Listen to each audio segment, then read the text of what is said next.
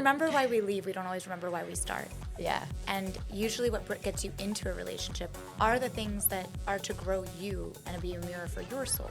Yeah. And so like if someone is challenging you or making you grow and it doesn't end up working out, a lot of times we just like pack it up and put it away as like, and take the L. Yeah. Instead of, man, what were those things that I learned that I do want? Not just what I don't want, because when you're talking about what you don't want, you end up getting it again. I got a carbon copy at one point. I was like, I swear I was saying I didn't want these things. Yeah. Hello, universe, what?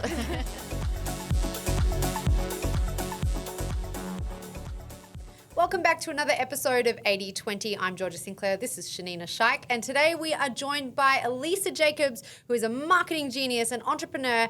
And I have to say, Alisa, if you don't do something in ASMR, I mean, it's lost talent, because she has one of the best voices I've ever heard. Anytime I've heard you speak, I am just both captured by your words and everything you're saying, and also really relaxed in an ASMR way, because you have one of the most beautiful voices. It's so soothing. Thank you. No pressure. No pressure. No pressure. I think the audience is gonna find what I have found listening to this episode. So, what do you do? Tell us about your business, Loop. That's a brand new company, is it, or is it something that you've been doing for a while? No, it's been in existence for a long time. It's actually technically been around since 2012. But in 2019, we really started building Loop out as a full-fledged agency. So I have an incredible business partner, Antoinette Williams, a badass all-women's diverse team that is national. Love that. Yeah, we work with global clients. We're based in LA, but we have team in New York, in Dallas, in Miami, all over. So it's been a really great journey, and it's been really exciting to be able to start building more jobs and opportunities for women like us, as opposed to just doing the project work. So I love it. Wow. So it's an all-female company. How many different employees do you have? It's about 10 at any given time. It scales to fit for the project. So 5 kind of always on, and then for any given project, it could be 20 for, it depends on the launch or if it's an event, because it's PR, strategy, a lot of consulting work, but also a lot of the doing with influencer marketing and events and PR, all that stuff. Amazing. Can you explain to the audience what is influencer marketing? I mean, you guys could probably explain it better than me. Yes, I know it well. Influencer marketing to me is a little bit different than I think the textbook definition. Yeah.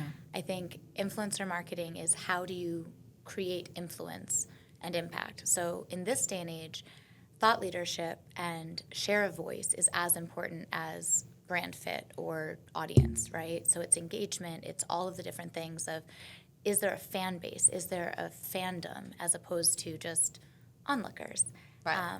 But in the case of brands, it's talent, celebrity, anything to do with brand deals. In the Ciroc days, it was the Diddy's and the DJ Khaled's and the French Montanas. As you both know very well, the Don Julio 1942 crew and what it looks like to see. That's how we first met. Yeah. Alisa was actually the one, or one of the people that put together the 1942 crew, which, if you follow me on social media, you've probably worked out by now. I'm not only a big fan of Don Julio, but a member of the 1942 crew, and that's how we first met. So, I championed really hard, not only for Georgia, but for the Georgias, because I felt like we had this incredible concept, and we had some really amazing DJs in it. But besides having Caper DJing at all of the neon carnivals, there wasn't a lot of female representation. And there wasn't any female representation on the actual crew. And so bringing you on and Caper and some of the amazing badass women that are some of my favorite DJs, not just beautiful with great audience, it was also part of the brand messaging and the brand story and the history of the brand. So for me, influencer marketing is brands being able to tap community as the plus one to the party. So if you are allowing a brand into a culture, a community, a group of friends, if you will, right? Yep. You need to be ushered in a little bit. You need to know they got vetted or vouched or co-signed that they are who they say they are. And I think that's changed. I think 10 years ago even, if you paid, you could play, right? And the audience was okay with that. And now I think it's really about brands that are showing that authenticity and showing that thoughtfulness around what influencers they're not only paying to play with, but also subsidizing or supporting or executive producing and creating budgets for them to grow and scale as entrepreneurs or as creatives, not just advertising platforms that it's like might as well be a billboard. Yeah. I have to say that has been my exact experience with working with Don Julio. I mean, it's not just that I get sent, lucky me, bottles of 1942 and some of their other. Days. Yeah, that's definitely one of the perks. it's so much more than that. I'm in constant communication with the team over there at Hunter PR and at Diageo, and they're constantly wanting to work on just about everything that I want to work on. We've talked about the podcast. They've been very involved in a lot of the VR stuff I've worked on. We've done dinners that Shanina's been involved in. I mean, it's a very sort of 360 approach. Yeah. And I think it pays off. I mean, I don't really go to a gig now where I don't have people sort of come up to me and go, oh, hey, Georgia, Don Julio, 1942, let's have a drink. Like, it's such a big part of my brand now that I would almost be lost. Like, God forbid they ever took it away from me. It would be like a big part of me is gone. What would be your advice for anyone who wants to be an entrepreneur? Like, I know there's a lot of women and also males like trying to find their voice and their authentic self through Instagram, and kind of brings up a lot of stress and anxiety to show ourselves. But I think now I've gotten to the routine of understanding, like, just being, like, writing down what is true to me and bringing that to my audience. What would be your advice to anyone trying to, like, get into that next step? In terms of brand deals or finding their voice? Finding their voice and like to endorse those brands that that they love. Yeah, I think that you used an important word, which is love, right? Yeah. The most important thing for a brand is brand love, brand loyalty, brand trust. It's emotional words that we use when we're talking about friendships and, I mean, goals like yours, right? And just different sisterhoods, or if you're in a romantic relationship or a family relationship. At the end of the day, on Maslow's hierarchy of needs, we're looking at not just the physiological needs on the base, but also that safety and security and that love and affirmation and affection before you get anywhere near self-actualization, right? Much less community actualization. So I think that when people take a step back from trying to microwave success and looking so far so fast, and we're all guilty of it, right? If you are visionary, you have to be delusional. If you are a futurist, you have to be a historian. You have to look 10 miles ahead, 100,000 feet up, right? But when you scale it back down, is what are the little steps that you can take right away without losing yourself? And just to go back to what Georgia said about 42, it's easy with you because humbly, because I was on a great team and it takes a village, we chose well. The reason it's easy for you is because you are a fit. You are in the right relationship with the right brand, that you came in at the right time, when you probably don't even remember the times we met before at the birthdays and your gigs. I do, yeah. But I already knew from not your Instagram, which you did have a following, but it was moderate at the time, right? Yeah. It was minimal at the time compared to your star power, how you owned a room, much less read a room, the quality of the music, the camaraderie and the family of really valid people in the industry as well. And that's the thing I think a lot of people don't realize. What the audience doesn't see is the relationships that we don't always post about or talk about, that are just genuine relationships of women, men, whoever, wanting to see each other rise, wanting to support each other. And so that actually creates some of the virality. So I'll answer the question first, but I'll say one thing actually, which is one thing that worked with the 1942 crew was we knew everyone. These were our real friends. Yeah. And so we knew who, I almost said fucked with each other. We knew who had a camaraderie already, right? Yeah. We knew who, if they posted, they would engage and like, whether it was part of their transactional metrics or not. Yeah. And so when you create organic moments and it's a tribal marketing, it's tribal and community oriented because they're actually in the booth together or working on an album on the side or want another shot. Or just shooting the shit outside of work. Yeah, which we all do. So it becomes organic. So you might have transactional metrics of like this number of appearances, this number of posts, this number of whatever. But the reality is you're going to go above and beyond, even accidentally or organically, because it's a part of your natural lifestyle. Big time. And that's where you win. So when you're talking about a new creative or a new entrepreneur or a new celebrity or influencer, I think it's two things. I think from a social media technical perspective, it's having patience with the process. You're not going to go viral overnight. Brands need to understand that also. Yep. You might, but there's no science to it, right? I think it's really having consistency and authenticity, and consistency in your authenticity, because social media is not reality. It is a fragment of reality, a fractional reality, even if you're honest. because someone that's only posting their family, that's what they want you to see. Yeah. Someone that's only posting their red carpet lifestyle, that's also what they want you to see. Yeah. So all these opinions we have on people, like this person's wholesome or this person's a wild child or this person's whatever, it is a curated content catalog of what they decided they wanted to share with you. So there is no reality in that. And so what it comes down to is what parts of yourself do you want to be the most open with and allow for the authentic brands that fit to show up. So if it's relationships for you, if it's health and wellness, if it's wealth and entrepreneurship, whatever is authentic to you, you can't be all things to all people. Right. So I think lifestyle folks sometimes make the mistake of being fashion and fitness and beauty and this and that. And that's fine when you're trying to find your path. But you got to hone in on the couple of things that really make you you and then shoot your shots. Like sometimes it's doing free things for brands and getting their attention because it's getting a little bit of notice. Yep. And sometimes it's about just truly showing up in ways that fit. Yeah.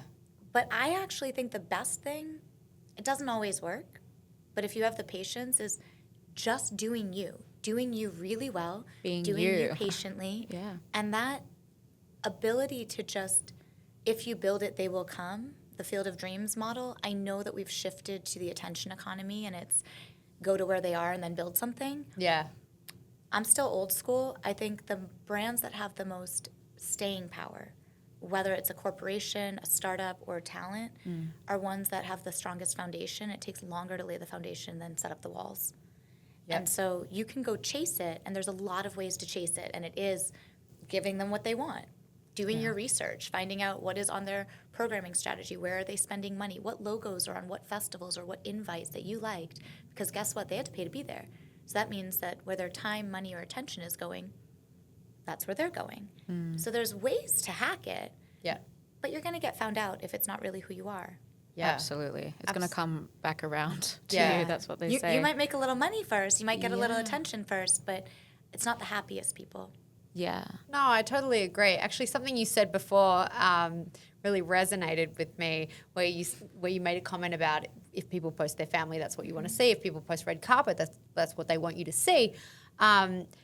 I often get the feedback because of my Instagram, and I will openly admit I'm quite nervous about posting on social media. You'll notice on my Instagram, and one of probably my biggest goal is to get a lot better at this, is I don't post a lot on my feed because I'm really nervous about putting myself out there. It is scary putting yourself out there, especially being authentic, because, what if people judge me? What if they don't like me? I'm just waiting for the Home Depot posts. Yeah. Honestly, okay, this is hilarious. I'm doing a small renovation on my condo, Small. right? Small, yeah. It was small. It's turned rather big, and I have this wonderful handyman who's working on my place, and he doesn't. He's from Ukraine, wonderful guy. But I haven't quite worked out how to get him to go to the hardware store himself. And so just to make it easier, he just gives me a list. But what he will often do is give me a list and I'll get back from Home Depot and he'll give me another list straight away. So for the last 2 weeks, everyone's been laughing because I've just been It's posting marriage from- practice, by the way. Okay. Well, yeah, okay. So it's good training for me. I've been going to Home Depot probably twice a day. Please give me a deal. I'd love to be a Home Depot ambassador. I actually know your aisles backwards now. If you want to know where wooden floor glue is, it's on aisle 27 at the back. Paintbrushes, aisle 6 in the middle. I've got you. No. But just to circle back to what I was saying before, it's funny, like everybody who looks at my current social media feed probably thinks that I'm a drunk. Socially responsible drunk. A socially 1942. That's why responsible drunk. 1942 loves her. I know, because there's a lot of tequila posts on there. But what they don't realize, and one of my goals with this podcast is like everybody, there's a lot more parts to me, including wellness and balance. I mean, most of my time is dedicated to being well. I love to work out. I'm a terrible meditator, completely inconsistent, but when I can, I love it. I eat really well, that sort of thing, and that's really why I wanted to do this podcast. So to create more content so that people actually get a full picture for who I really am. Yeah. Yeah. When do you think it's an unhealthy habit with social media? Like when it goes too Social? far? Yeah. I mean, almost day one, right? Like the difficult answer for all of us is it is the most legalized addictive substance far beyond anything else that It's we're actually encouraged. consuming. It's Right. encouraged. Yeah, Like that's the key tequila is the word. least of your problems. Yes, I agree. Totally.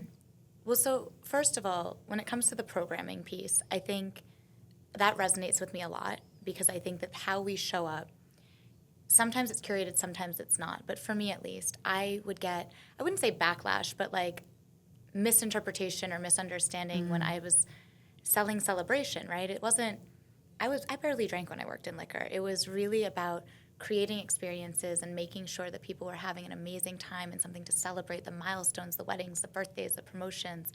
I had the time of my life in my job. Like, we really got to help make people's most important moments better. And whether that was a festival or New York Fashion Week, whether that was Sundance or Coachella, it didn't matter what category or industry. It didn't matter if it was a super celebrity or the takeover of local taquerias and with murals and being able to help subsidize the community. You really get an opportunity with big brands to do meaningful work that when you're a startup or when you're independent, you do more meaningful work, I think, for you, but sometimes you don't get to have as much reach and expansion. And so that's something that I really strive for and why I still work with big brands, even on the agency side, and not only cool startups and entrepreneurs, even though that's where my heart is, because that's the Robin Hood, right? That's the Trojan horse of how do you kind of sneak it into the community, the culture, the people that are really moving the needle. Yeah. But when you're only showing up in a certain way, and like for me, my family is very private. My sister would literally never talk to me again if I posted my nephew. Like, it is Mine too. Yeah. ever. Yep. I mean, she didn't speak to me for a month when he was blanked out with hearts. You couldn't even see him. Yeah, wow. But I recognize that because I'm much more present in my family life or in my home life or in places like if I'm volunteering downtown, I'm not like, hey kids, selfie. Oh, right? yeah. And so not judging people for doing that, Yeah. but and it's not my cup of tea. There's value in it because it inspires others to do True. it, right? True. It's literally just a lack of consciousness where I'm not as thoughtful as I should be. As a branding expert, I don't focus on personal brand, and that's something that I am slowly starting to adapt to, but more so on a personal level than a brand level, because it's never stopped my flag. It's never blocked my bag. It's never stopped success, but it does make people question where your priorities are if all they see is a photographer from some event that you did. They don't know if you're there as a guest or as a produce the whole thing or whatever. But if my feed is showing luxury and lifestyle and travel and events and this kind of glamorous, grandiose life, of course that's a portion of it. You wouldn't have footage if it wasn't, right? Yeah. It's not like it's AI or CGI. Yep. But it's a very tiny fraction. It's the least significant part of my life to me. And so when you think about your relationships or when you're dating or how someone would first encounter you, you get very little visibility to, at least for me, my priorities, my goals, who I am, how I am. You just see what I do, right? Yeah. But I would say that where social media becomes unhealthy is both as an audience member and a consumer and as a creator. So it's unhealthy as a creator because especially as you're growing and you get the fears around, should I post this? Should I not post this? What are people going to say? Am I going to get engagement? Big one. The numbers have become an anxiety, a worry, and it affects your job. Yeah, we've both Yeah. had tearies Yeah. over that. And your judgment. Yeah. And it Yeah. actually does, as entertainers, as creatives, affect your money and your success and your status. But it's this dopamine kick of these massive highs and lows that when it's good, it's great. And when it's not, if you are not so substantive and solid and secure within yourself, those lows will get you. Those lows will destroy you. Yep. Inside out. And I think even if you are solid and secure, it's impossible not to, right? So when you're the one doing the output, I think it's needing to take breaks from even checking the likes. Maybe it's just hiding your like count for a couple weeks, just so that it's between you and the algorithm. Yeah. Maybe it's something where you're just doing a tester, like a first pancake with something that's more important to you that the audience that you've curated it doesn't care. If they've only followed you for music, they've only followed you for parties, you start posting sea moss and vegan recipes, they're going to be like, What happened? Where's Yeah. the tequila? Yeah. Right? Like, Yeah. is there a beat to this? Like, It's coming, guys. The sea moss is coming. but realistically, it's not that it's not highly sticky content Yeah. or that it would be engaged. It's talking to the wrong audience without educating your audience to go on the journey with you. Right. So I think part of it is taking the time to like let some of that stuff fall flat and start driving and attracting a different audience. And if you need to archive it, archive it. If you need to take it down, but not have it all be for the likes. Some of it is to create a bigger picture, a better picture of you, for you. Yeah. And it doesn't matter what everyone thinks about it. Right. But then as a consumer, we're also so addicted. And I mean, I already had carpal tunnel from volleyball. I mean, I did Yeah. not need it from my phone. I know. Yeah, so bad. And it's screen time, it's the light, it's the technology, it's on your brain waves. I mentioned I got in a car accident at the end of last year, and even as one of my closest friends, like I didn't talk about it that much. I you know? didn't know. Yeah. And I was at Art Basel. I mean, that's where it happened, wasn't it it? was right And I'm after. just shocked that I didn't know about it. I'm sorry. No, and it's fine. Thank you. And it's fine. And I was very, very fortunate. It could have been much worse. But, you know, I'm told I'm supposed to have neck surgery. I have all of these different PT things. In 6 months, I didn't travel when I hadn't stayed home for more than a month in New York or LA in the last 10 years. Oh, yeah. You're constantly on the Yeah. move. Yeah. Like, you travel like a DJ or worse. Yeah. Need that DJ budget. Yeah. But yeah, it was really, really crazy. But what I realized was I had to be very thoughtful about my screen time because I had traumatic brain injury. Granted, Yeah. it was manageable, but I was dealing with really bad memory loss and brain fog. And as someone that is paid for their brain by the billable hour as a strategist, Yes. it was terrifying for the first few months. Because Wow. my superpower is my memory. Like I mean, it's the first thing I warned guys about when I start dating too. I'm like, if you're gonna start lying now, because I can't switch remember, up. yeah. Memory like an elephant, I call Yeah, it. yeah. And so it's always been my superpower though, and it's something that I think I appreciate in my work and in school and all of that. But it's also why I think I'm able to foster such incredible relationships over the years because I deeply care about people and I listen. But I also have great recall, so I will remember someone 10 years later and ask about their mom or the thing they told me about 10 years ago because What a skill. and it was. Yeah. But so it took almost 6 months to start getting it back. Wow. And I'm in a much better place now, but when you have multiple concussions, I had only read about it or heard about it from a girlfriend that had a really serious brain injury. Yeah. You don't realize how much it causes irritability and emotional Yes. like ups and downs. Yep. You don't realize like it makes you worrying and pining over people and things that like wouldn't even be on your radar. Yeah. It affects your entire body. And I really underestimated it. And I was conscious of like my neck and back pain and needing to like adjust workouts and physical therapy. But as it relates to both mind and social media, I had to take longer breaks because I couldn't be on my phone the way that I usually am. And my agency, we have amazing team, but we're all over the place. So yes, we have meetings and yes, we have events, but a lot of what we do is remote. A lot of what we do is on Zoom. And so all of the screen time, all of the meetings, I couldn't watch Netflix and chill without getting migraines for the first time in years. Oh, wow. And so as you start coming off of that, you realize how much this stuff really affects you because you take it for granted until you can't.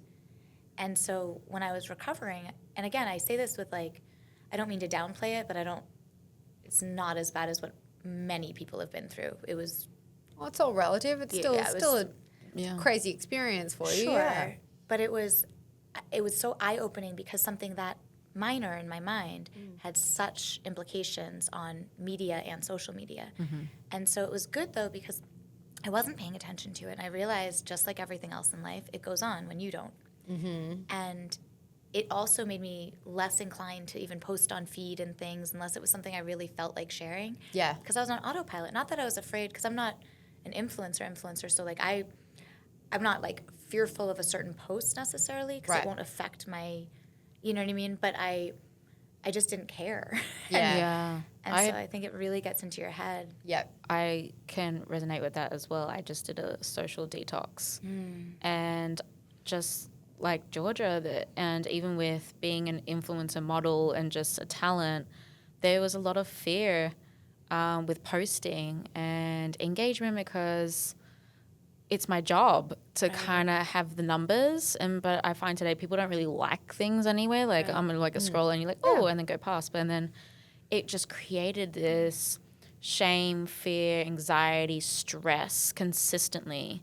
Right. And taking away my phone for a week and the fear of always not posting, I got back from my social detox. I was like, I don't care.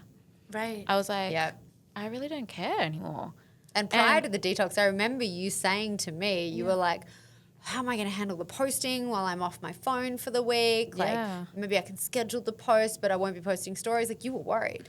Yeah, I just realized the stress, the built-up anxiety that comes with The pressure. the pressure and the social media, it's really bad for our mental health. Right. Don't get me wrong, like there's so many great ways to deal with social media and I love it for like brand building, like for me, like getting my beauty brand out there and reaching out to my audience because it's a passion of mine, and like helping people and making themselves feel confident and loved and feel great about themselves. And I love getting in touch with people in the audience. That's what's great. And I do have to be particular about what I share in my personal life as well. Like someone was like, oh, you posted your car. And I was like, oh, well, someone's got to find me. I was like, okay. But with my son, you know, they're like, you should share more. I was like, well, I don't feel like I need to like do that all the time. Right. But it was just like every day. Imagine that, like the brainwaves of like everything's like popping into your head. Right.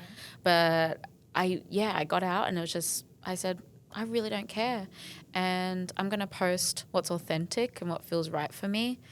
And take away the screen time as much, like be on there, I don't know, like 2-3 hours or when I can, but I'm working and doing all the things I love. But taking away the screen time, I feel like that I saw a huge shift for me as well. Have you limited your screen time? Are you still like being consistent in that habit? Yeah. Me? Yeah. Yes. Obviously I'm like, I have to post. It's my job. But I found being more of my authentic self with what I'm posting and sharing more. And I've found the feedback has been really, really rewarding as well. Just even with my captions and all that, just that social detox did so much for me. So yeah, I don't know, do you think people should cut down their screen time, even though we have so much pressure from society and brands to like keep going? I don't know. It's like, well, how do we find a balance with that? Man, I wish I knew the answer to that one. Because It seems like you have though. Well, it's not consistent though, right? I think that we're all encumbered by knowledge that we activate or don't activate. And I think everything you just described is also withdrawals, right? We're talking about an actual addiction. Those are withdrawals because we have...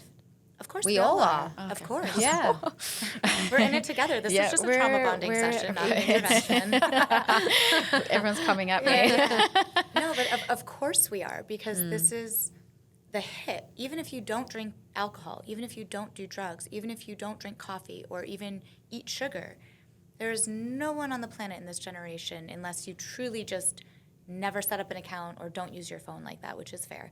But in this town, in this industry, I can't imagine anyone that's not entirely addicted.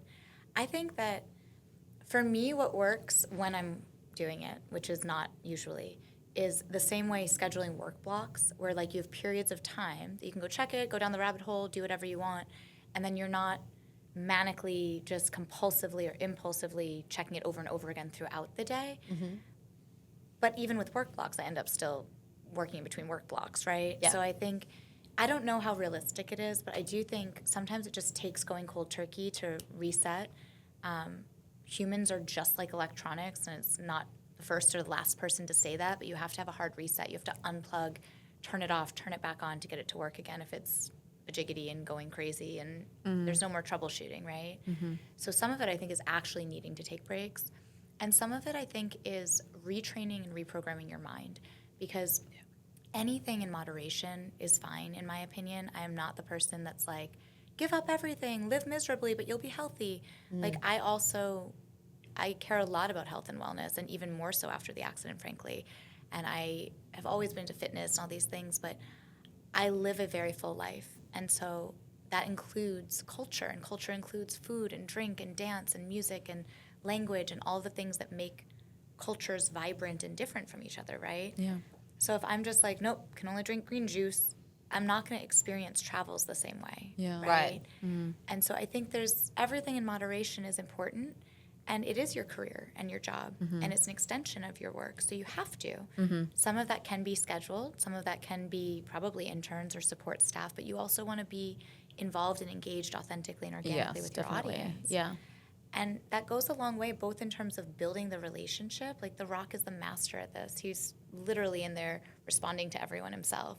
Tiffany, the same way. There's certain talent that, like, they are in there. I don't know if they also have social media managers and stuff, but when you have the busiest people in the world, the largest followings in the world, knee-deep in it, it's hard to compete with it without being a little bit engaged, right? Yeah. So I would just say that you just have to enjoy it more. I do think there's still real implications on the brain and health where too much is still too much, period, from a technological perspective, right? Like, that just shouldn't be by our brainwaves all the time. But I think that, like, as we look at the impact of AR and VR, of AI, how social media is evolving, how the internet and immersive technology is evolving, the technology is also getting better. And so I think we will be in a world where it's not quite as damaging or devastating to the brain or to our skin and health and all of that to have, whether it's headphones or goggles or the phones, et cetera. But in the meantime, I think it's allowing yourself to do what you love more and post what you love and be who you are without, it's easier said than done, especially in your position. But I think it is reprogramming not just our attachment to the outcome and to opinions, but also what we expect to happen. Because we are manifesting all the time, right? We are praying all the time and wishing all the time, whether it's for or against whatever we're putting our attention on. And so if your attention is on, oh my gosh, what if this fails? If your attention is on, oh no, Jane Doe in the same lane is killing it, I don't know if there's enough for me, or it's so oversaturated, whatever the can't is, we've also programmed ourselves because our algorithm in our life and our algorithm on our feed isn't always rainbows and sunshine. We're watching the news and society erupting, or nature and health, and, you know, it's like, whether it's the vegetables or the meats, like everything's poison, you know, all the things. So you're constantly consuming negative talk. How can we possibly expect people to not have negative self-talk if you're constantly consuming, well, if your man's not doing this, you got to leave him because Instagram and TikTok say they should be doing that. Or if you don't look like this when you wake up flawless, you are hideous and should just not go out and see the world. What about being judged for our followers? Like, how many followers we have? I don't know what party it was. I think you could only go to the party if you only had 1 million followers and up. Well, you went to an event where they would only allow people in with 1 million followers. And actually, I had a casting one time, and they ask for your Instagram handle and how many followers you have. Wow. That's called cuts to marketing budgets. Even like I saw it. No, seriously, that's where that comes from. Yeah, it's a business. I get it. But then imagine like everyone else, the feeling. Like I had to release because you're being judged for how many followers you have, and really it doesn't mean crap. I'm sorry. Like it could be fake. It could be fake. There's Most bots all the time. Most of it is. But I just feel like there's a lot of anxiety. Don't get me wrong, I still love social media because it's a way for me to connect with my audience, my friends, my friendship, just to support and be there, like keep up with fashion and the things that I do love. But the judgment of our followers, like I think it was related to Black Mirror. Do you remember that episode of Black Mirror? Oh, yeah. She couldn't get the house or the apartment. Isn't that crazy right. how that came along, how true it is? What do you think? What do you think is the next social media device thing that's going to happen? Like the weird thing, because Black Mirror's got it down packed, I feel like, because I think they got the AI situation, if you've watched the new season as well, with Selma Hayek. Yeah. That's kind of happening in some weird way. That's literally what the strike is actually about. Yeah. It's really weird. What do you think's next? Like, I'm like, just guessing. I'm like, where's it heading? Where is it heading? What do you think it's heading? I think everything happens in cycles. So wherever it's heading, it's going to head back.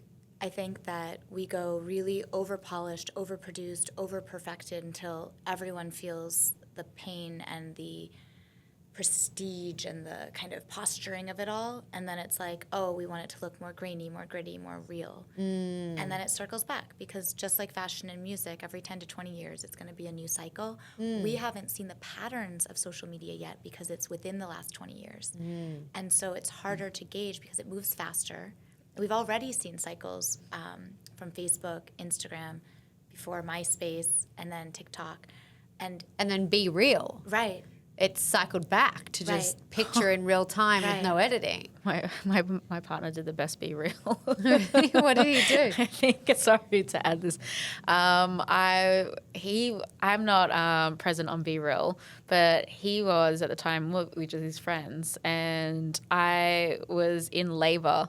And literally, He didn't Be Real when you're in labor. and his friend's like, best Be Real of the year. That might be. No, it was just him. It was all happening. Was it you punching him for doing a Be Real when you're in labor? No, I was my hair was wet from me just getting out of the shower and leaving my house because I was in the most excruciating pain. Yeah. And I just got to the hospital. I was literally on all fours like, will this end? You're on all fours? Yeah.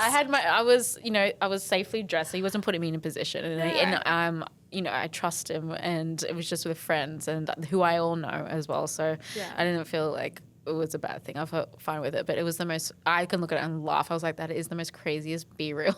But it's the most real time, right? It was the most real, authentic thing. Yeah. And I think that's what's going to be the more, like when you say what's next, I don't know in terms of technology, right? Because when you think about the technical tools that people gravitate towards, initially it was like the visuals of Instagram, and then it was, the sound bites of just the witticisms of Twitter, and Clubhouse popped off because of the audio, but then they You were huge on Clubhouse. Rest in peace. No, Is Clubhouse gone? No, not technically, but it's gone for us. Yeah. Alisa and I actually reconnected during the pandemic on I'm Clubhouse. so grateful for it. Me too. Yeah. And I remember I was newer to Clubhouse than you were. You'd been on it for a little bit, and I stumbled into one of your rooms that you were hosting. Yeah. And I thought, I know that voice. I know that calming, amazing voice full of wisdom. That's Alisa. And you were absolutely crushing it on the platform. And in the mid-sentence, I'm like, Georgia? Yeah. Is that Georgia? Yes. That was a fun time. And it was, but it was the tools, and it was a sign of society, right? So we're on lockdown, pandemic. Everyone has a whole lot of time on their hands, but has no connectivity, has no participation, has no community. So suddenly voice, the intimacy of voice brought us all together. So that kind of lightning in a bottle moment happened in response to society, right? Yes. I think that the Be Real also happened in response to exactly what we're talking about, which is the challenges for your standard person that is not being paid to be on there, that is not completely dictating their life around it. Where do they fit in it, right? Because they're still comparing themselves to the 1% who are comparing themselves to the 0.01% who bought most of their followers or at least most of their bodies. So it's a really, but it's a really, with no shade said, but it's not a transparency around it. So we're comparing ourselves to things that don't exist and people that don't exist or didn't. Yes. And so how can you find your sense of self, much less your voice, if you don't even know where you sit within the ecosystem? So I do think that people want more connectivity and more participation. I think while I'm a huge advocate for immersive technology and AI and all of it, I don't think we're ever going to enter a world, maybe unpopular opinion, where everyone's just in the metaverse, in this alternate universe. Oh, I agree. Yeah. Because we want human touch. There's nothing is ever going to, no FaceTime is ever going to have, beautiful eyes, by the way, both of them, but like, you're not going to have that same connection or intimacy or vulnerability if you have a screen. It's a literal wall up. And so, you think about it even in like dating, if you have long distance relationships, you've got to have a light at the end of the tunnel though. If you have no touch, if you have no kiss, if you have no physical presence, intimacy isn't sex. Intimacy is this, right? So if you don't have that, you can have the best conversations on the planet. You can talk all day, every day. You can be a part of each other's lives. You can call and FaceTime. But if you don't create space to see each other or eventually be with each other, I don't know how long lasting that can be. And I Yeah. think friendships and business is the same. Yeah, I had a girlfriend who was telling me, like, I wish I said what I said on, like, I held myself together and I said it on text and all that. I'm like, I really disagree. I just feel like we don't get the true feelings across or be misconstrued through text. Like, you know, we can say something like, and the other person's like, well, that was rude. But you're like, oh, no. Like, Right. it's just like maybe how you write it. So she or he said that about a real life situation that they felt vulnerable in? Well, more so she just felt like comfortable to say it on text. Like everything would be better if I just write it out, and I get that. But I said, I think it's better to be connected, more Yeah. connected when you're with the person and looking at them in the eyes, and you're right there with your emotions and saying what you really want to say. And I think maybe that's something to play with, like people losing their touch of sharing their feelings. Of course. I mean, I think It that's stopped. huge. Yeah. It got, I don't know when it got uncool to care. It's this weird divide, actually, because I feel like, millennial speaking, but I feel, Also a millennial, we all are. Yeah. but I think there's a balance, because on one, I almost said it became uncool to care, but then it also became cool to care more than I feel like is necessary. So I feel like there's sort of this Gen Z thing that we can learn from, which is setting better boundaries, prioritizing mental health, being much more aware of your emotions and your feelings and diving into them. I think in the workplace and in certain aspects of relationships, you also need to find the art of managing your emotions and learning to experience them without them controlling your behavior, the same way your thoughts can run away without you if you don't have a certain sense of grounding and kind of spiritual connection to manage them.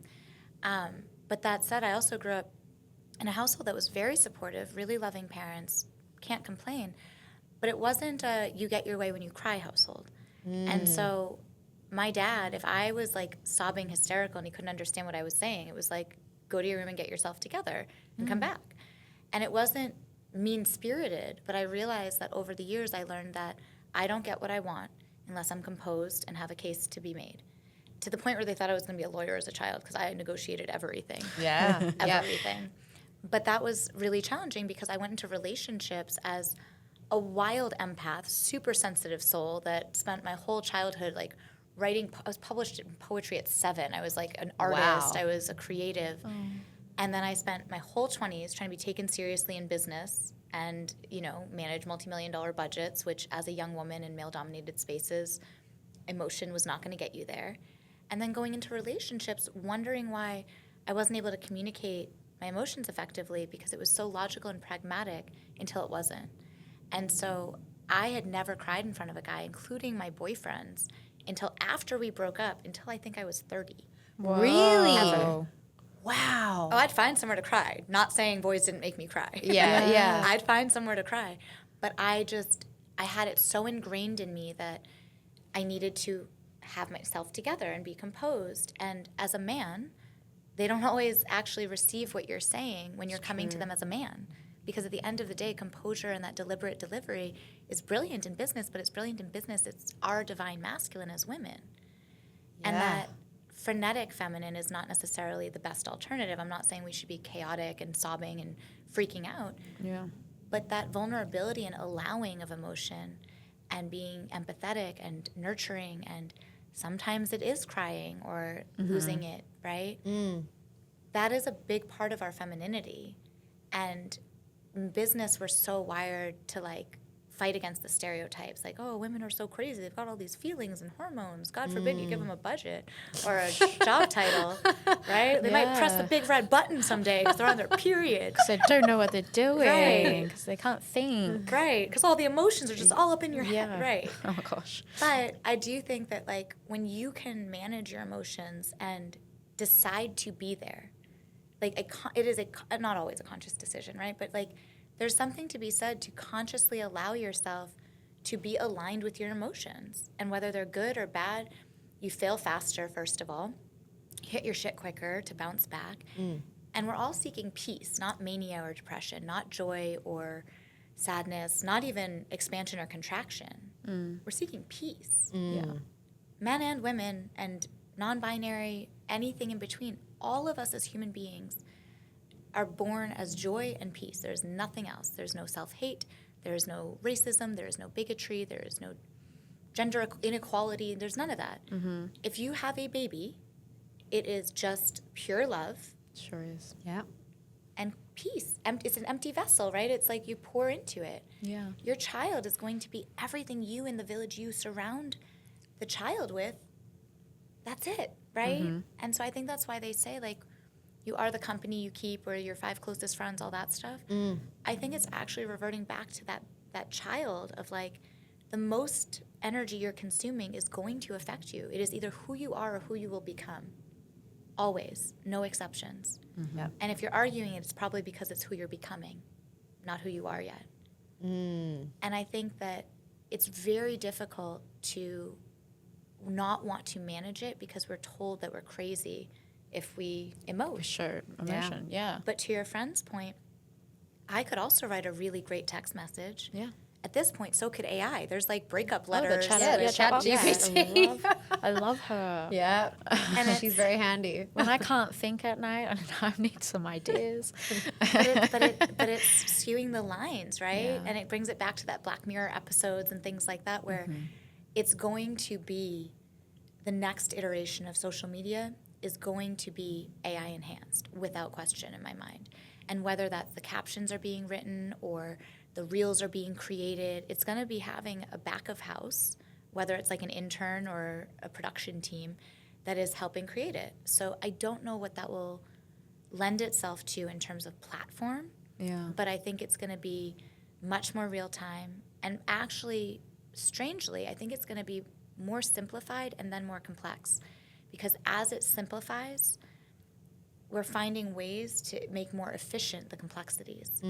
And so I think people are taking that step back a little bit, right? And it's because the engagement is higher for the more authentic things than the perfectly produced reel anyway. Yep. Right? But I think as AI and other immersive technologies come into play, whether it's your avatar, whether it's a CGI, whether it's some of the incredible metaverse stuff that you were working on, and AR and VR, or just basic caption writing. The challenge I see with that is a lack of authenticity, because as much as I champion for it, who wrote the caption? Who do you credit? It's like all the quotes that are credited to like Buddha or Gandhi or Nelson Mandela, and you're like, I'm pretty sure that was a Snapple fact. But right? But it becomes this like free-for-all of rights, and I think that's where it gets really complex around IP, intellectual property, which people forget to sound it out sometimes. Like IP is this big conversation, but says intellectual property. That doesn't mean just the things that you make, it's the things that you think. It's concepts, it's ideas, it's captions, it's phrases, it's literally the music, right? Yeah. It is what came out of your brain into the world, period. So I think that's going to be complex, but I hope that it creates more space, not less, for vulnerability. And I hope that especially we as women stop regretting setting boundaries or expectations or feeling feelings, because we think that's how you get or keep a man. And same with get or keep a job. Right. As a woman in business, do you think it's possible for women to have it all? I do, and I say that without hesitation because I choose to, right? Do I have a lot of examples of it? No.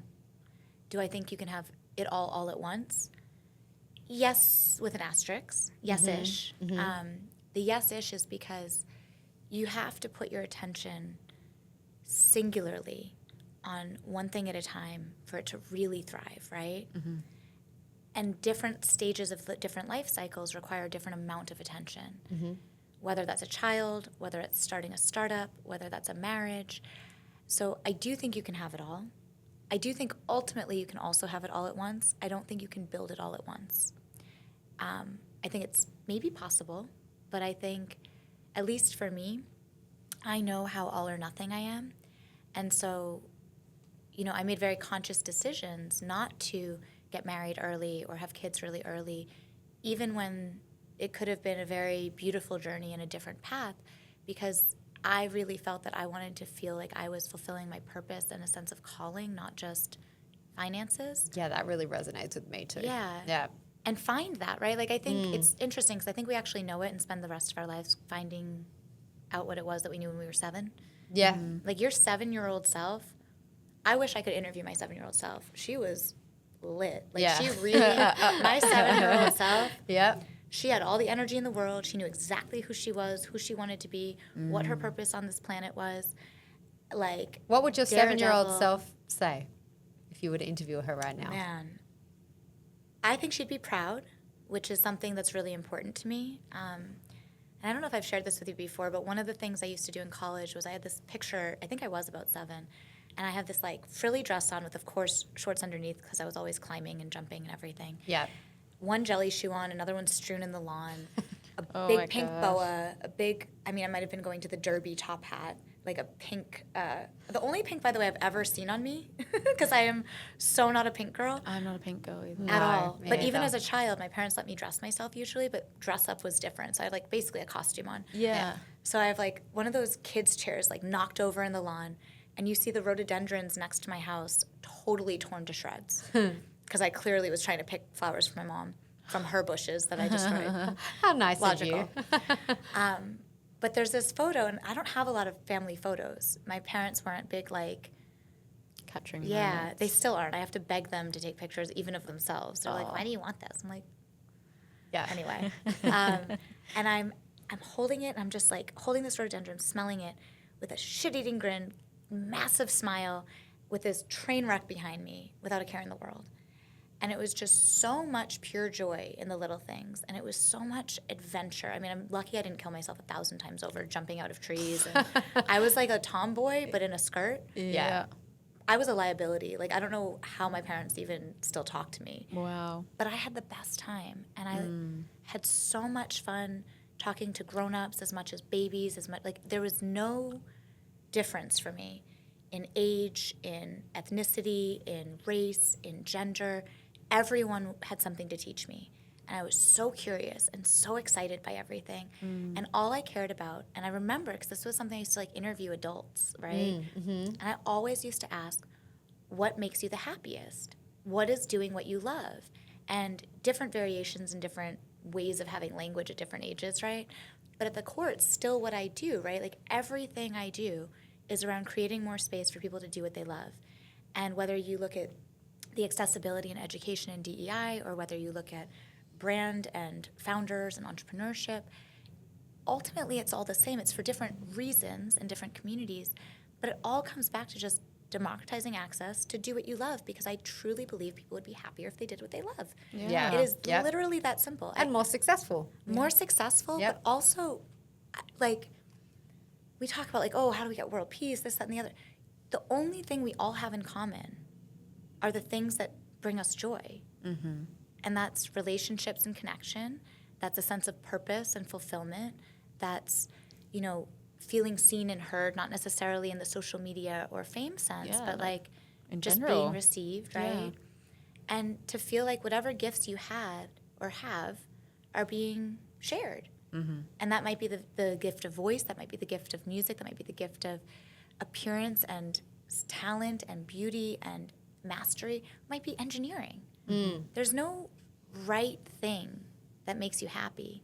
But I think that, like, in a career sense, the more that we're able to do what brings us joy, either more efficiently the things that don't, so we can spend our time and money on the things that do, Yep. or integrate it into our actual careers, people would just be nicer. Yeah. Absolutely. Most people are rude because they don't want to be wherever you met them, which is usually their job.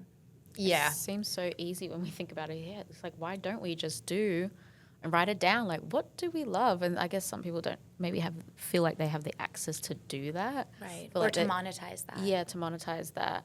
But you're such an old soul and wise soul to be going up to adults and be Yeah. saying, Oh, I was what the most makes you- annoying kid on the block. I really want to No. meet 7-year-old Alisa though. Yeah. So 7-year-old My neighbors probably have stories. So 7-year-old Alisa would Yeah. tell you would tell you to chase joy and happiness. Yeah, and to spread it. I think my 7-year-old self would have said, do what you love, make other people do what they love, and spread joy, spread laughter, spread ease. I think we work so hard and we do so much. And at 7, you're not thinking about careers, you're thinking about life, right? It's not about what makes you money. It's about what makes you happy.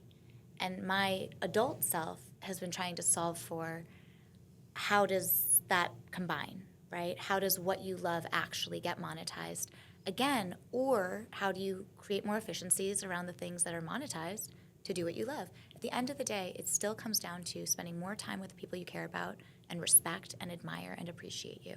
Mm-hmm. Whether that is your partner, whether that is your children, whether that is family, friends. It could be the neighbor at the dog park, right? There are people that make you feel like you are expanding spiritually and people that make you feel like you are contracting. And the reality is, it's all you, right? So whatever you like or don't like about them is something you need to work on, and it's a beautiful experience to have that contraction. But ultimately, our goal is to be expanding, right? Yeah. To growing, to absolutely. learning, to even in relationships. Anyone that I know that is actually happily married, I mean happily, not just married. Big difference. They've had to basically end and mourn a version of themselves and a version of the relationship multiple times over. Every several years, really, if you're constantly in growth. Yes. To be able to sustain. And what happens is, whether it's your business partner, your boss, your employees even, your friends, your life partner, your husband, your wife, you meet them where they are and you think they're not going to change or you don't want them to change. But you're changing and they're changing. And so you're not even recognizing that you're changing for better or for worse, right? Because you're just doing life if you're not consciously doing life. And your partner is like doing their own thing. And each iteration of the relationship, you're actually having to see if you're even compatible or have chemistry or get each other anymore. Right. And if you don't, there's work to be done. It doesn't mean you should run, but you actually have to rest in peace one version of yourself, one version of the relationship, and transform. And I think we don't talk about that. We all grew up on Disney princesses, right? Yeah. Yep. And I grew up in a household where my parents have been happily married for 48 years. They met, they were engaged 3 months later. Wow, married 6 that's months rare. later. But they're workhorses. If you ask them the key to marriage, it's liking your partner. They're literally best friends. And they're like, it's work. It's literally who do you want to do the tough stuff with? My dad always says this is the grossest thing, but it's like you have to love their warts. Love their warts. Yeah. Not like them, not tolerate them, not be okay with that blemish or that idiosyncrasy or that quirk. That actually has to be on your top 10 list, the things that they don't even like about themselves. Because in the hard times, in the dark times, in the low times, in the lulls, you actually have to like them and be wanting to do the work. And it's not about the looks, and it's not about the sexual chemistry. A little gross when you think about your parents. But I'm like, I had to get here somehow. But like, it's not about those things. It really is about, because here's the thing. We are all powerful, successful, confident, loving women who have incredible relationships with the women in our lives and are very loving in the male relationships when we have them in our lives. But at the end of the day, you could probably make it work with anyone. If you really wanted to, if they had the checklist, whatever the checklist is, you could decide, I choose this person, I'm going to put in the work. Yeah. Yes. That doesn't mean it's aligned. And it doesn't mean that's the person that you want to go through the tough times with. So it goes back to the social media comment. It's like we get into these relationships when it's the social media highlights reel, the honeymoon phase, the bells and whistles and the travel and the lifestyle or the and then we find the comfort. warts. Right. So you find them. Or the warts, the red flags, if you will. Yeah. You might have them from the beginning, but you know what is a quirk and what is a deal breaker for you. Right. Right? Yeah. You might not like the way they drink their water. I've definitely versus- tried to make some red flags turn green in the past. It's funny that they don't, really. I love that you at least see them. That's progress. No, it used to be for me that, I can change him, but, red flags inevitably get redder. That's what I learned over the years, not the other way around. Yeah, that's true. No, I don't think I would change it. It's actually what I've done in the past is also changing myself. Yeah. To big time to fit their situation or to say and then we can mold. I'll mold. You stay where Yeah. you are. Let me try and fix myself or think of ways how I'm gonna be okay with this. Yeah, it's Right. okay. That thing that's really important to me, it's actually not that important, even though it is. I'm like, you come in so strong, and then you're like, yeah, I'm gonna, and then you get hit one day with, I really like to do whatever it is. Especially if you get comfortable and you revert back to your true self and they're like, what? I didn't sign up for that. You don't like doing the dishes 10 times a day? I don't know how I feel about that. Yeah, I think the important topic you discussed with that is we're continuously growing Yeah. and expanding ourselves because, If we're lucky. if we're lucky. So you got to Because find at the end of the day, for me, what I look for a partner, it's like I want them to be their best and Yeah. accomplish all their dreams, Yeah. you know, because isn't that what's going to make them happy in the end? And then they're happy and then I'm happy, but also with myself and supporting one another, but being best friends. Yeah. I've had a past relationship where I felt like we just weren't best friends. Yeah. And that was so painful. Yeah. We were like, what? Like we've been doing this for how long and we're not best friends? Yeah. And not everyone needs that. I know. Yeah, I'm someone that needs that. I You're need someone that. needs that. Yeah, that not, hurt. Not everyone needs that. I think some people are in really, I don't know if healthy, but happy situations where that's not the role in each other's life. Yeah. But I can't even imagine what it would be like choosing the person you spend most of your time with not to be your best friend. Like not to be the person you want to tell everything to when it's good or bad, or run to like go on adventures with, or do nothing on the couch with. Like, And the biggest thing for me when I hear the words best friend is somebody Yeah. who's got my back when shit's bad. yeah. Yeah. You know? Isn't it interesting how in life with our best friends, like our girlfriends or even guy friends, whatever it may be, the loyalty of years we have with our best friends. Right. But it's so different when it comes to our intimate partners Okay. that we choose. It's like I've noticed as like we will go to the nines for our best friends and make sure even if we have fights, we're like, we're gonna figure this out. Right. Yeah. But for some reason in our relationships, we're like, nah, done. I'm out. Right. Why can't we do that why can't our Do you think best there's friends a time on that? Do you think that's true when someone's in a long-term relationship, or more so when they're starting to date, or both? I don't know. I think both. Yeah. I don't know why we put the effort into getting to know someone that we want to be friends with, but we Right. don't do that for the time that we want, you know, the most precious thing that we want in our whole life in Right. our relationships. So it's just really interesting. I don't know why, but it's like, even with Georgia, like for years, I have my close friends. It's like, no matter what happens, it's like, we're going to figure this out. Or Oh, find a yeah. way. We're going to try and, Yeah. you know, but when it comes to our love intimate relationships, people don't seem to want to put that effort in Yeah. to, you know, keep that going. It's just really interesting to me, that's true. the outlook of all of that. And I wonder why that is. Well, I think it should be the goal to find that person that you would figure out anything with, just like you would your best friend. Right. Yeah.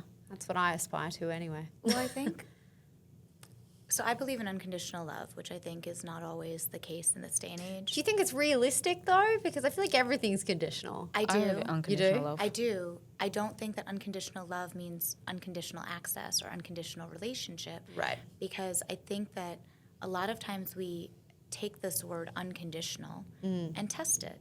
Yeah. And there are deal breakers and there are things that are not necessarily comebackable from within a relationship if it's something that's just a non-negotiable for someone. That doesn't mean the love is conditional. The relationship might be.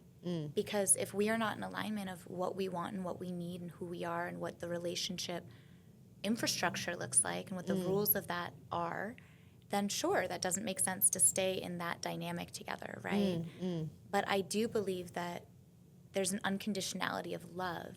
Because if you love someone deeply and you love them at their core and you love them with their faults, that love has to transcend loving them whether you are participating in their happiness or not. Or whether they are participating in your happiness or making you sad or any of those things. You're not going to love someone or like someone while they're hurting you. No, Right. absolutely not. No.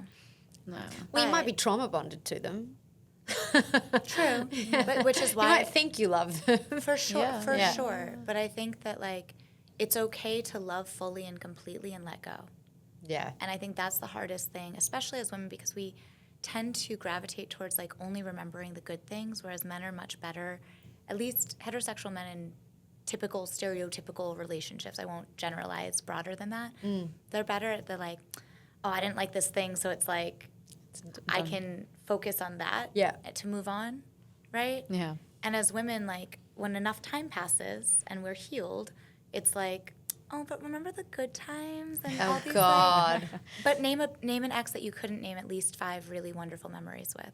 Yeah. We remember. I have one. I Just think one, though. You could find them though because It was a quick relationship. I think I know which one. But I think we remember why we leave. We don't always remember why we start. Yeah. And usually, what gets you into a relationship, while you probably have red flags from the get-go of what ends up making you leave, are the things that are to grow you and be a mirror for your soul. Yeah. And so, like, if someone is challenging you or making you grow and it doesn't end up working out, a lot of times we just, like, pack it up and put it away as, like, and not take the L. Yeah. Instead of, man, what were those things that I learned that I do want? Not just what I don't want. Because when we're talking about what you don't want, you end up getting it again. I got a carbon copy at one point. I was like, I swear I was saying I didn't want these things. Yeah. Hello, universe. What? But that's how the universe works. When you're Yes. thinking about, talking about what you don't want, it's like the consciousness of a 3-year-old. It's like, ice cream? Okay, ice cream. Yeah. Doesn't know what flavor. Ice Yeah. cream is ice cream. So it The doesn't universe has matter. bad hearing. No, I don't want that. Right. But it's like, oh, you said it, so that means you secretly do want it. Yeah. And so I had to really reframe my language, not just my thinking, to not get to a place of like, oh, there's no good man, this, that, and the other, whatever. Of course, when you go through difficult times, like, I don't know a woman on the planet or anyone on the planet that when you go through a tough breakup, you're not like, boys are done, throw rocks at them. Yeah. Right? I'm gonna be single for the rest of my life. Right. Yeah. Right. Just like you're never going to have another tequila in the morning. But Yeah. I think you kind of get to a place where when you allow yourself the vulnerability of feeling the feelings like we were talking about, you remember why it was good, not to go back to that person, but to remember what you recall you learned, you grew, how you loved. Because I realized that a lot of my memories had nothing to do with the relationship or the guy. It was me learning how to love and be loved, me understanding my love languages, me understanding what it looks like when I care that deeply about someone or someone cares that deeply about me, as opposed to anything to do with the name or the date or anything about them. And so I think there's something really important about, and again, this goes with jobs, careers, friends, every relationship. Yeah. But especially with romantic relationships, allowing ourselves to be like, I'm okay with recognizing these good qualities can coexist with those other ones that I didn't like very much. But maybe the reason I went into this relationship was those same good qualities that I want in my right person, in my right partner, or to bring out in them, right? Because we're never going to change someone, but I do think what you said at the beginning of, I want them to thrive and to be successful and to live their best life. Yeah. That is that support function of like, you are successful and beautiful and powerful in your own right, but it doesn't mean that you can't be a support function to be a kingmaker or to help a man grow and be better for the entire family unit. I think it's important. I think there's a difference between love and in love as well. Yeah. With unconditional love. I can look back as exes as like, do I want ill for them because they hurt Right. me and they made me cry for months and months and I was almost depressed or whatever it is. I can look back and be like, I guess the unconditional love doesn't mean I want to be with them. Right. Is I learned. I can look back on a lot of things after healing though Yeah. and be like, I learned so much about myself and there was a lesson with all of this and I wish them well and I hope they do well. Maybe there's one, but like, no, joking. We all have one. Just one. No, but I'd be like, It's hard I wish when you're in it. Yeah. yeah, It's but hard not when even you're when, in it. I'm like, I'm so surpassed. I'm like, well, no, but I don't want to have that in my heart as well. And I do, like, there's a love and care. If something did happen to them, I think about like, damn, like the memories and the time and the good things. I was like, there's an unconditional love. Yeah. Yeah. Some stronger than And the gratitude. others. Yes, and gratitude. Absolutely. Yeah. Oh, Lisa, this has been such a rich conversation. Like, I just feel like we got a lot in here today. This is a deep therapy session. It was. And I'm like, wait, are we going for coffee after this? I feel like we need to unpack after the unpacking session. Like, you just gave us so much amazing advice on finding our authenticity, social media, balance, figuring out how not to be addicted to screens, although I don't think any of us have totally figured that out yet. Let your phone die. Yeah. That's the only way. Put your the phone best. Yeah. outside of the room or like on the other side of the room. That's Yeah. what I'm learning now. Okay. Except if you have Good a tip. baby, because I have to look at the monitor all the time. Okay, so You gotta basically there's pass. no way. We'll find a way. No, seriously, thank you for sharing Thank your you. infinite wisdom with us, and all the best with your business. I can't wait to see what's Thank next for you. you. I'm excited. Thank you so I'm so much. proud of you girls too. Thank you for having me on, but I cannot wait to watch this just grow and blow up, and anything you need. I'm really excited. I love the episodes you've already done. Thank Yay. you. Oh, Thank we you. love you. I Love hope you'll you. come back. Anytime. Yay.